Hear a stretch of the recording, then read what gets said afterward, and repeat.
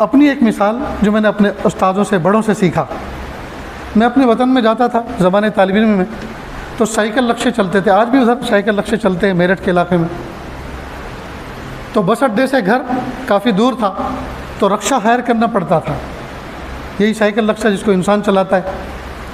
ہم اس سے پوچھتے بھائی کتنا پیسے لوگے فلاں محلے میں جانے کے، کہ جی 10 روپے، کہ نہیں زیادہ ہیں، تھوڑا کچھ کم کرو نا، کہ اچھا آپ 8 دے دینا۔ بات طے ہو گئی، معاملہ طے ہو گیا، بیٹھ گئے۔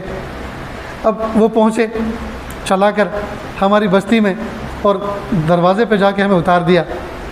ہم نے پہلے سے گن کے جیب میں ایک طرف 8 روپے رکھے ہوئے ہیں، ہم نے نکالے، لو بھائی صاحب آپ نے 8 روپے بتایا تھا نا، کہ جی ہاں یہ لے لیجئے، گن لیجئے۔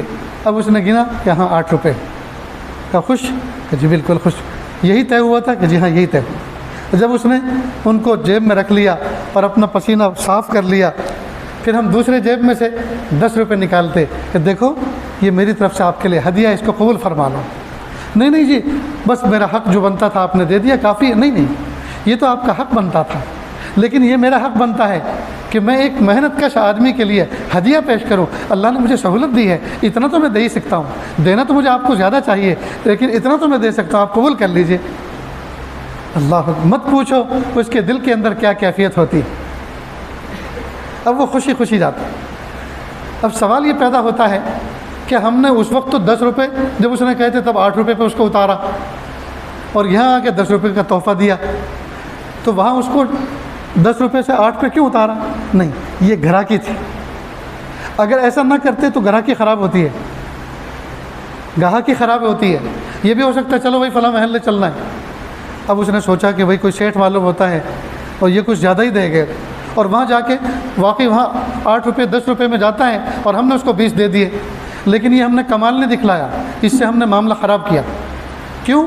آئندہ جب بھی مجھ جیسے آدمی کو دیکھے گا، آپ جیسے آدمی کو دیکھے گا، وہ طے نہیں کرے گا، سوچے گا یہ لوگ تو زیادہ ہی دے کے جاتے ہیں، اور ہر آدمی تو آپ کے جیسا نہیں ہوتا، ہر آدمی تو میرے جیسا نہیں ہوتا، بہت سے ایسے بھی ہوتے ہیں جب وہاں جا کے اس نے 10 دیے کہ جی 10 دے رہے ہیں آپ، اتنی دور سے محنت کر کے لایا ہوں، کہ بھائی 10 ہی تو ہوتے ہیں، اور کیا میں ساری دولت تمہارے نام کروا دوں؟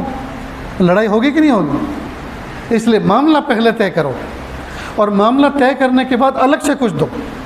گھر کے اندر آپ نے پلمبر کو بلایا، مثال کے طور پر آپ نے انٹیریئر والے ڈیزائنر کو بلایا، کام کرنے والے کو، ترخان کو بلایا، بڑھئی کو بلایا، پہلے سے معاملہ طے کر لو۔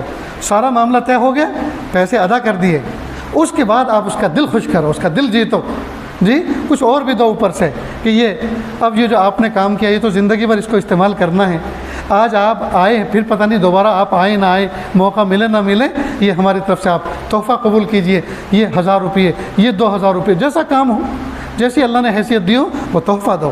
یہ بچوں کے لیے کچھ کپڑے ہیں لے کے جاؤ، یہ بیوی کے لیے سوٹ ہے آپ لے کر جائیے، جی یا یہ آپ جو کام استعمال کرتے میں دیکھتا آپ کی ہتھوڑی وہ گھس چکی ہے، بہت پرانی ہو چکی ہے، یہ آپ کو ہیمر میں آپ کو گفٹ دے رہا ہوں، قبول کرو۔ یہ جو مشین دی آپ کے لائن کی ہے، جی میں دیکھتا ہوں آپ مینول کرتے ہیں، آپ جو ہیں اس آٹومیٹک مشین کے ساتھ کیا کریں، یہ میں گفٹ دے رہا ہوں۔ اب بتائیے وہ بندہ کتنا خوش ہوگا، کتنا خوش ہوگا۔ یہ ہے دل کو جیتنا، یہ ہے دل کو جیتنا۔